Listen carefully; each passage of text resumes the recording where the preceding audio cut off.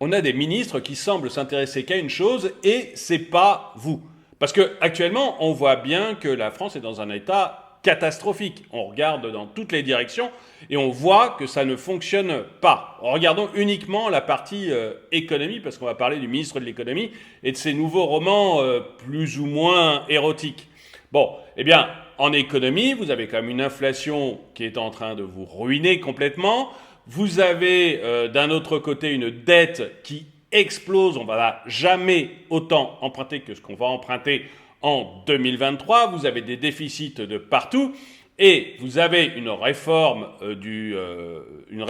des retraites qui est passée extrêmement difficilement et qui est une petite réforme. Ce n'est pas une grande réforme du système. Donc vous avez tout ça. Mais que fait notre ministre de l'économie et des finances? Lui, il trouve qu'il a le temps d'écrire des romans et dedans de mettre des scènes plus ou moins érotiques. Alors on va voir là en deux parties, parce que ce qui est arrivé à la fin de la semaine dernière, je trouve, est extrêmement parlant. Vous avez quasiment le même jour l'agence Fitch, qui est une agence de notation qui dégrade la note de la France, et le ministre Bruno Le Maire qui présente son nouveau livre érotique. Et ça, je trouve que c'est complètement surréaliste. Ça montre à quel point nos élites sont impliquées dans leur boulot. Parce que vous allez voir que Bruno Le Maire, c'est un grand spécialiste des romans sur son temps de travail, quoi. C'est de ministre, hein. C'est complètement de la folie. Alors, on va commencer par voir la note de l'agence Fitch. C'est parti. L'agence de notation qui évalue les perspectives financières a baissé la note française de AA à AA-. Une décision motivée par les fortes tensions sociales autour de la réforme des retraites. Le ministre des Finances, Bruno Le Maire, attendez, j'ai enlevé cette petite fenêtre là, voilà.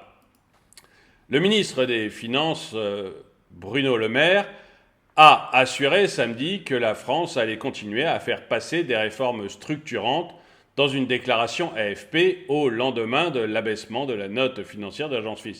Mais c'est pas structurant, hein. Faut pas se laisser avoir. Je vous ai dit plusieurs fois, ce gouvernement, c'est le gouvernement de la parole. Ils pensent que quand ils disent quelque chose, ça se fait. C'est un peu comme Dieu. Vous voyez, Dieu, par le verbe, par sa parole, transforme le monde.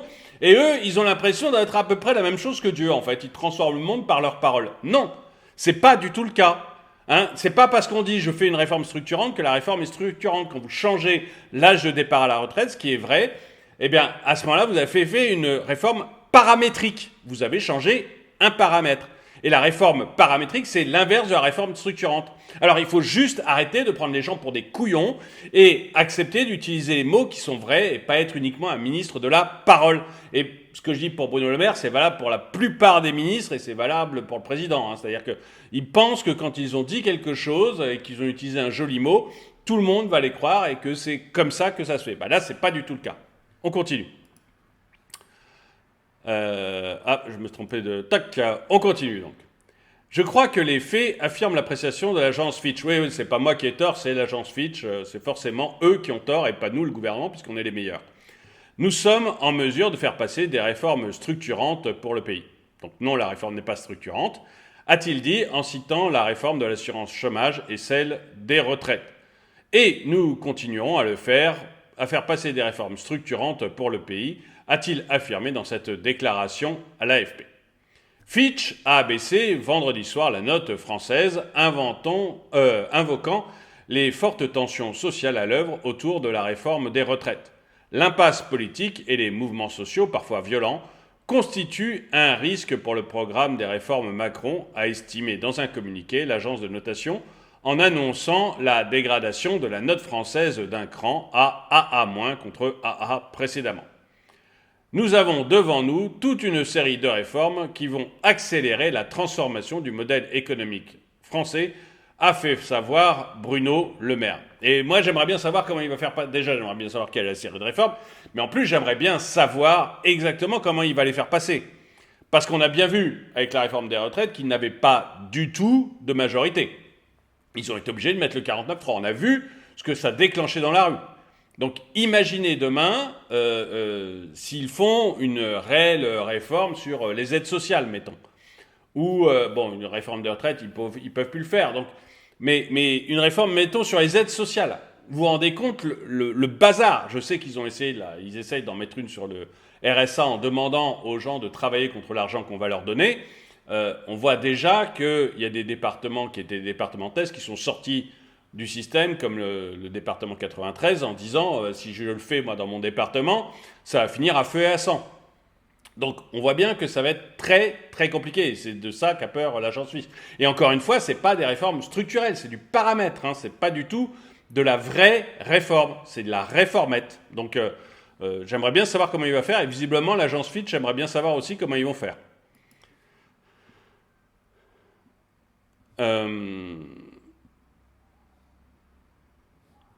Force radicale.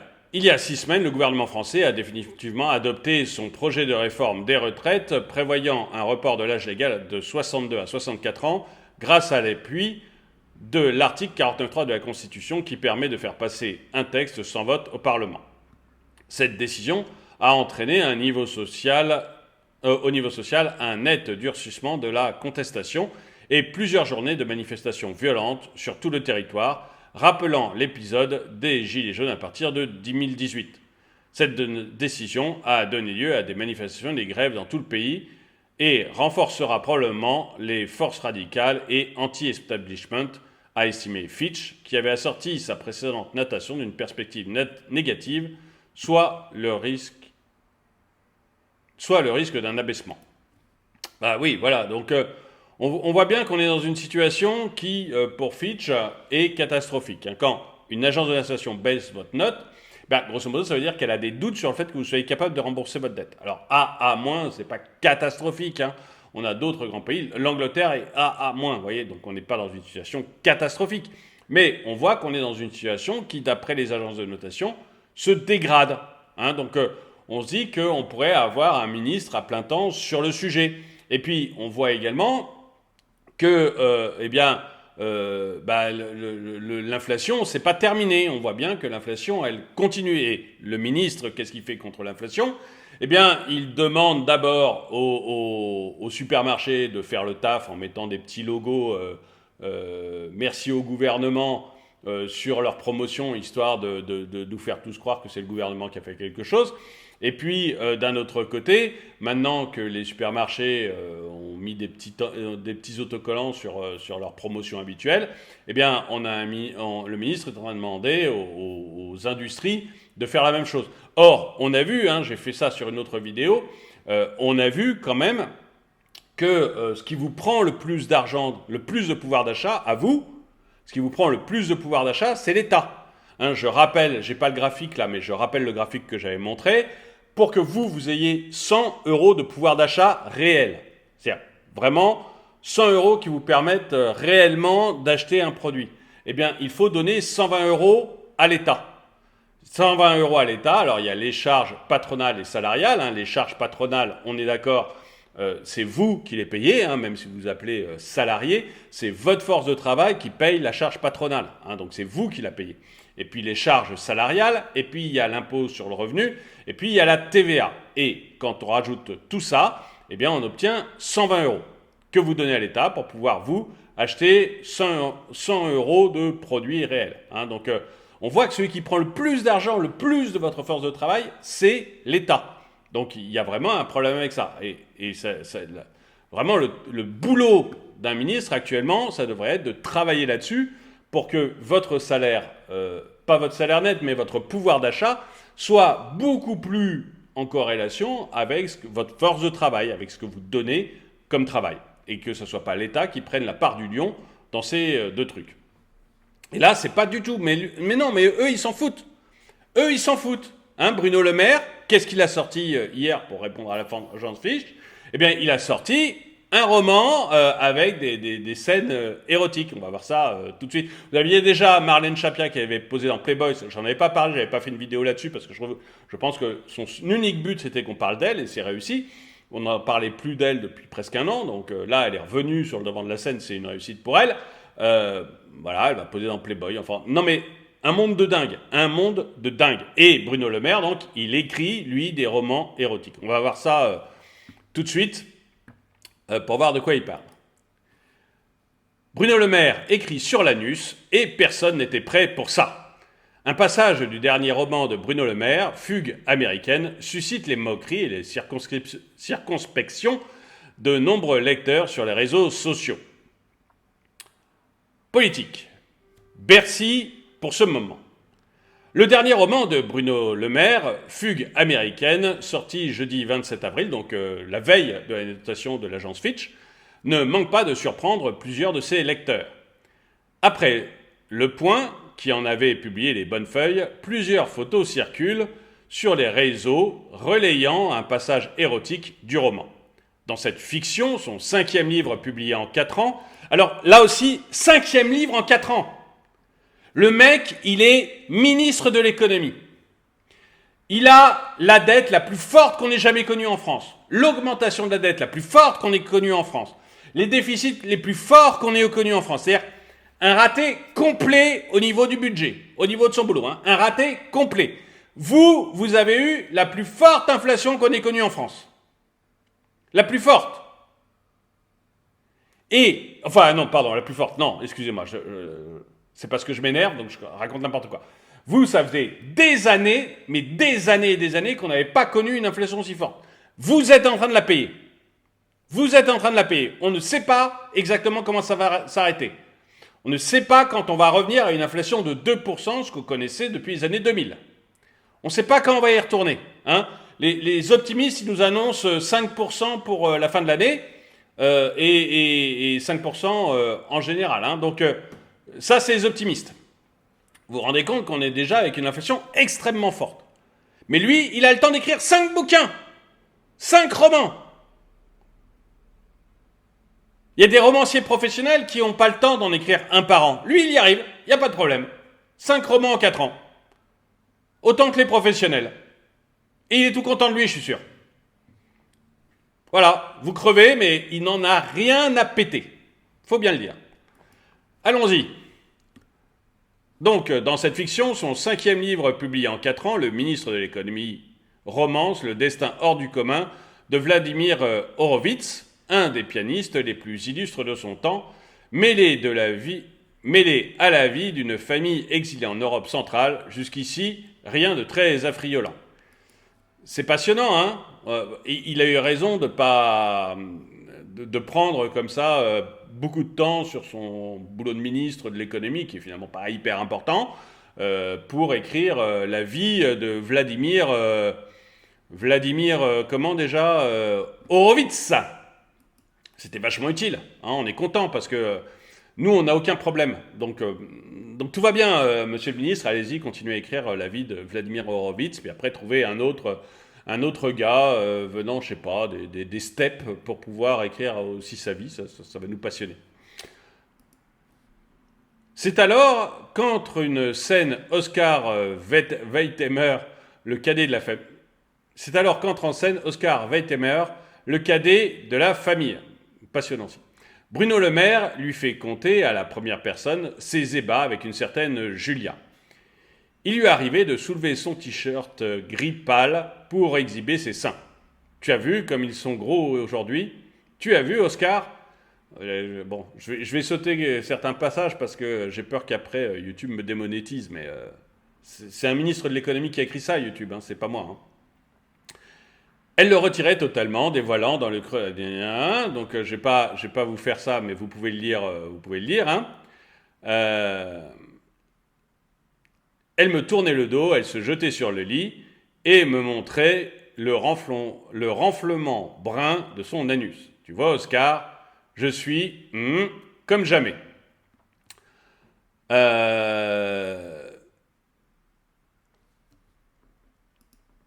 Je sais plus quoi dire.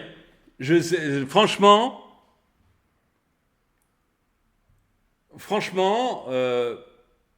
moi, non mais franchement, quoi, je veux dire, on a des problèmes d'inflation. Vous voyez le niveau de ce qu'il écrit, quoi. Hein. C'est incroyable, incroyable. Il est ministre, hein, je m'en ficherais si c'était un homme politique qui avait pris une année sabbatique pour écrire un bouquin, il n'y aurait pas de problème. Hein. Moi, ils écrivent ce qu'ils veulent, j'en ai rien à faire. Il prend une année sabbatique, il écrit son truc, rien de dire. Mais là, Valéry Giscard d'Estaing aussi avait écrit des livres un peu comme ça, mais il était en retraite. fait ce qu'il veut. Mais là, quand même, il est ministre de l'économie à un des pires moments de notre pays. Un des 5 bouquins en 4 ans. Sur les 4 ans, je rappelle qu'on a eu le Covid. Où vous avez des artisans commerçants qui ont vécu l'enfer. On a une inflation monstrueuse qu'il n'a pas vu venir parce qu'il était trop occupé à écrire, peut-être. On a la guerre en Russie. Alors, il ne peut pas mettre la Russie à genoux comme il l'avait voulu. Du coup, il met, je ne sais plus quelle fille, Julia, une certaine Julia, à genoux, c'est ça? C'est l'idée? J'arrive pas à mettre la Russie à genoux, alors je vais mettre Julia. Non, mais c'est complètement dingue. Mais ces gens sont complètement dingues.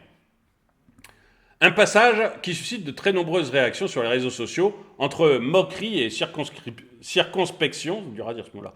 Certains lecteurs jugeant le style du ministre relativement mauvais.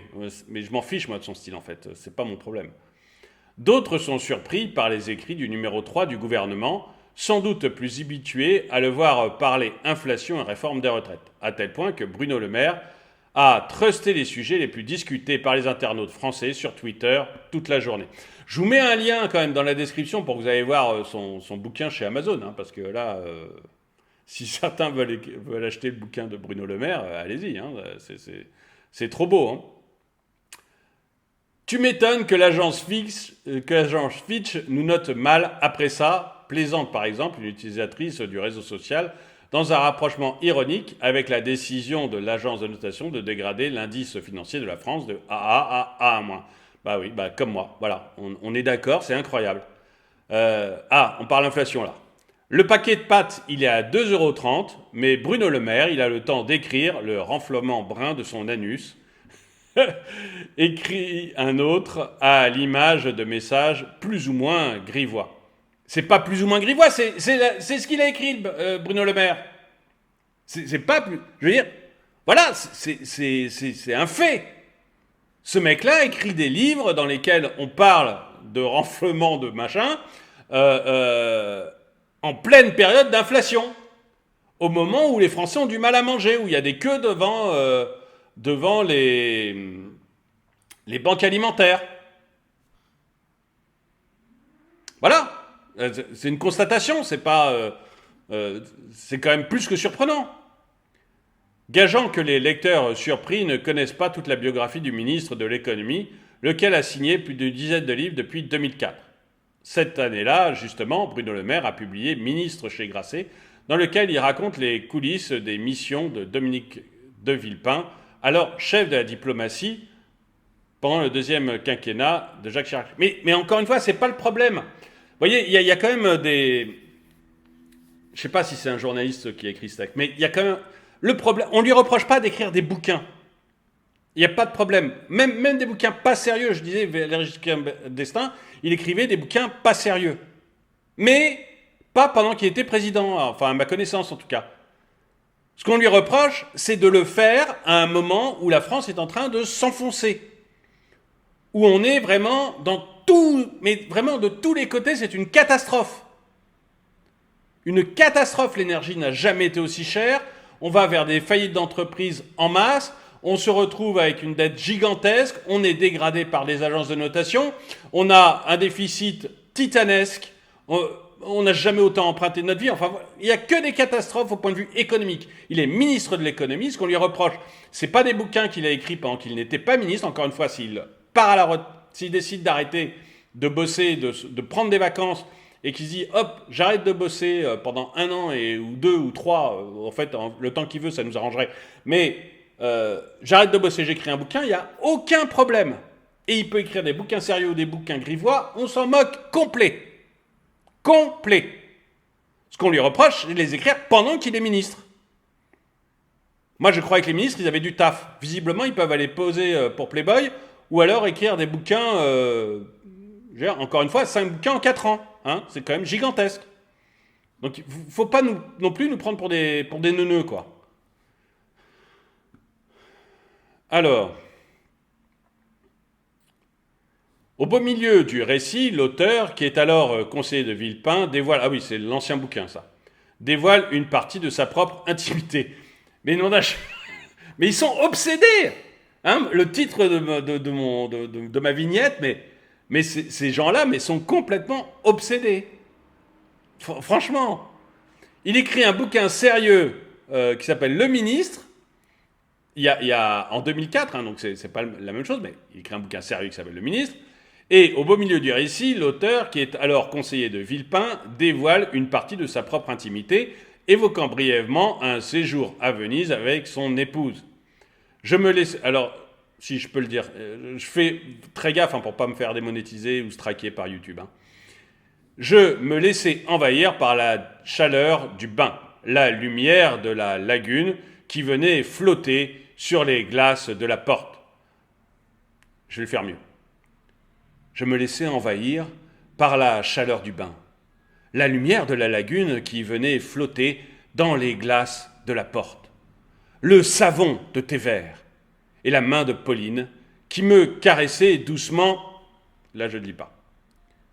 Et Bruno Le Maire de confier quelques années plus tard au Figaro, c'était écrit de manière tellement naïve, ça me paraissait touchant.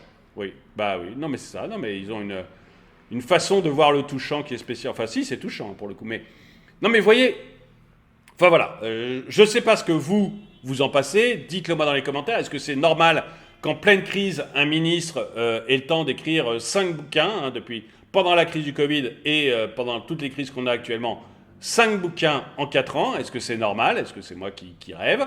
Est-ce que vous trouvez que le côté grivois du bouquin, pourquoi pas, c'est pas grave? Et est-ce que vous avez l'impression qu'on nous prend vraiment pour des imbéciles, qu'il y a une déconnexion qui est complète entre les hommes politiques et les femmes, hein, Marlène Schiappa? Est-ce que vous pensez, comme moi, qu'il y a une déconnexion vraiment complète et que même s'il avait du temps pour écrire ses bouquins, c'est pas le moment? Déjà, je ne conçois pas qu'il ait le temps de les écrire, mais même s'il a le temps de les écrire, c'est pas du tout le moment, parce qu'actuellement, il y a des gens qui ont vraiment du mal. Donc, dites-moi ce que vous en pensez dans les commentaires. En tout cas, merci d'avoir regardé la vidéo, mettez-lui un pouce vers le haut, commentez-la, partagez-la, et puis moi, je vous dis à très bientôt.